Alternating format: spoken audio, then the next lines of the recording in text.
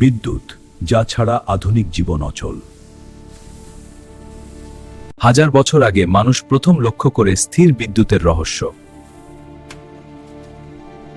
এই সাধারণ পর্যবেক্ষণ থেকেই শুরু বিদ্যুতের ইতিহাস। 1616 সালে উইলিয়াম গিলবার্ট বিদ্যুৎ ও চুম্বকত্ব নিয়ে গবেষণা শুরু করেন। বিজ্ঞানের পাতায় ধীরে ধীরে জায়গা করে নেয় বিদ্যুৎ। 1715 সালে বেঞ্জামিন ফ্র্যাঙ্কলিন ঝড়ের মধ্যে করেন ঐতিহাসিক পরীক্ষা। প্রমাণ হয় বজ্রপাতও আসলে বিদ্যুৎ।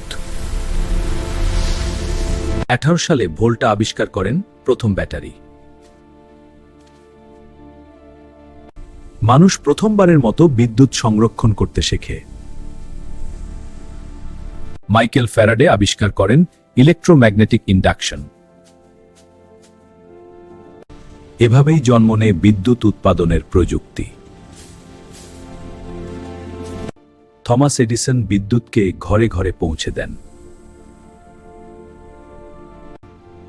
আলোয় বদলে যেতে শুরু করে শহরের জীবন।